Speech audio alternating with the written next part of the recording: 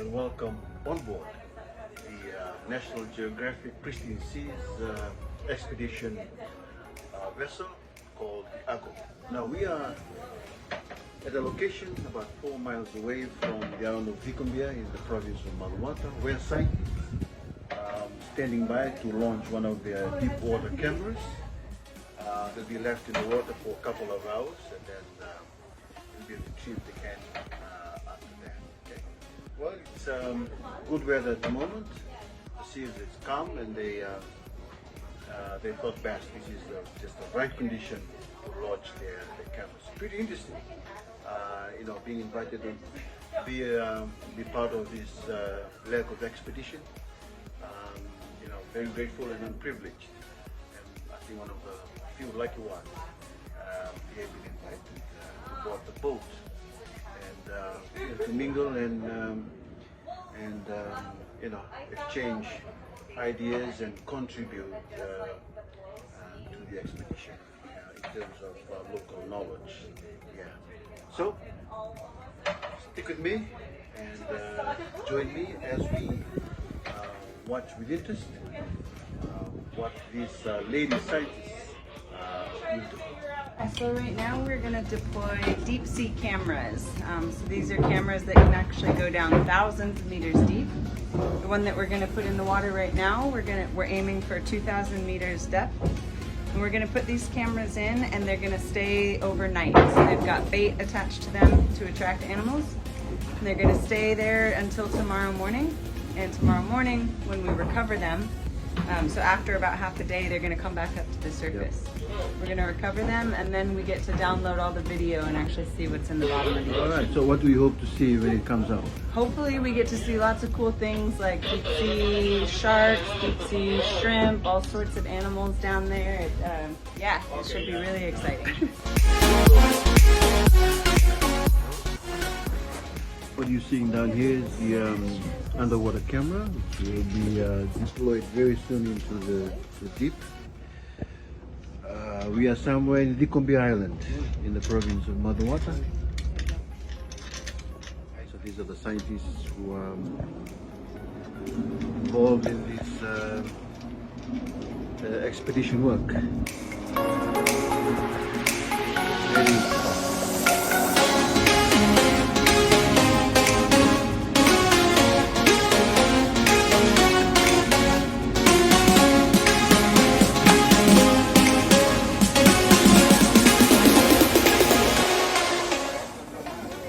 This is our way to find it later. It sends a signal to the satellite, and then we can receive that signal in our satellite phone.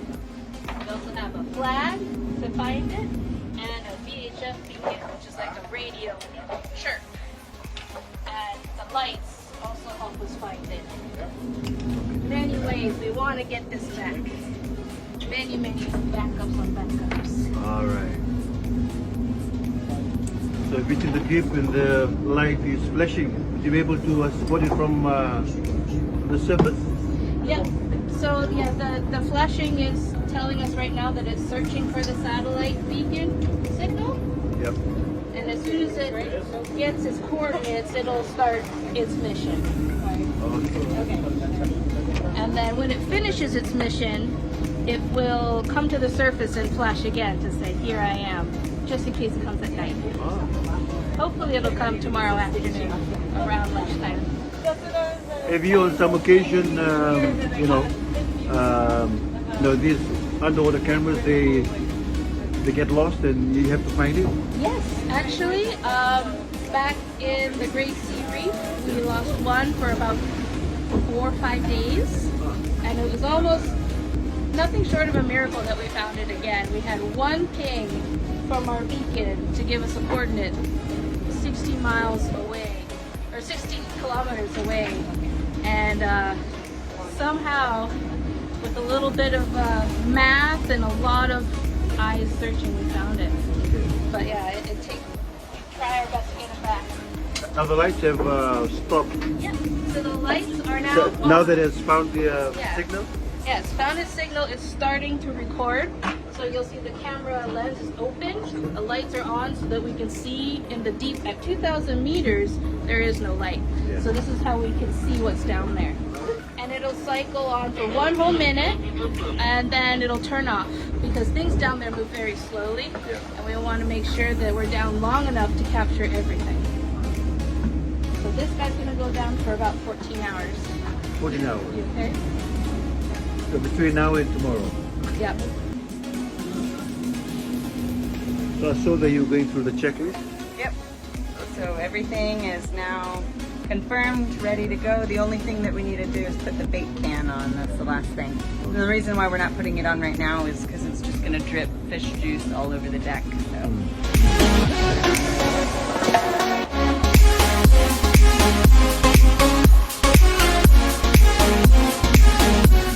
It's pretty amazing because 3 ladies are in charge of this. So I see the lights have turned off again, so lost the signal. No, it's just, it's a rest period. So it'll go on, off, because we have about 4 hours of battery to power the lights and the camera, and we want it to be down there for longer than 4 hours. So we do it in cycles. So 1 minute on, now it's recording. Yeah, now it's recording. Oh, it's recording now. Yeah. You want to wait?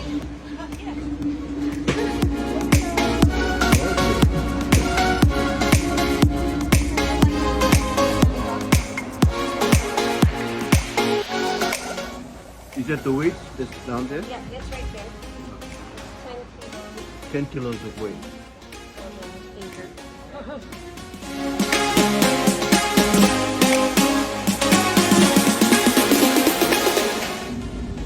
Soon to deploy?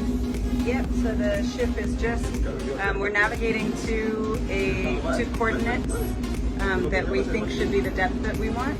And so the ship is just coming up to the coordinates now and kind of slowing down so that we can deploy our camera over the side. Is this the only one or one of the many? We've got 2 more coming up, but they're going to be at different depths. So this one is 2,000. Yeah, so this is our deepest one. And then we'll make our way back towards the island and do the other 2 at 1,000 meters and 500 meters. Hey. Now it's time to launch. We have to just write the exact location according to satellite coordinates.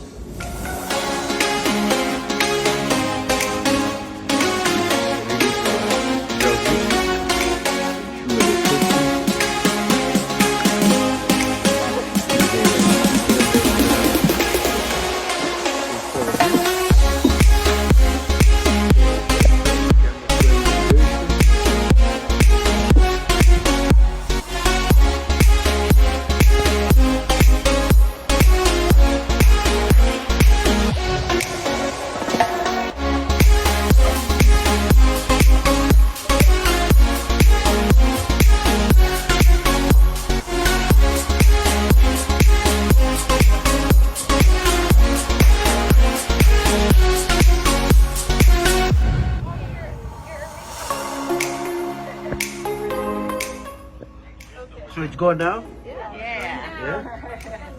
Pretty happy with that launch? What's that? You pretty happy with that launch? I am happy with that launch. So you see behind me there, the lady scientists are ready to launch the second camera into the water. Both have slowed down. I think it has reached the coordinates according to the satellite reading.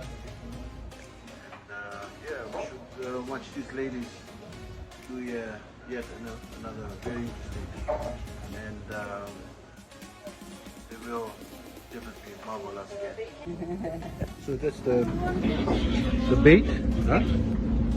That's the bait, huh? Yep. So the bait is out on that arm because that way it puts it out in front of the camera so that it's in the view of the camera, and that makes it a lot easier to see the animals as they come into view.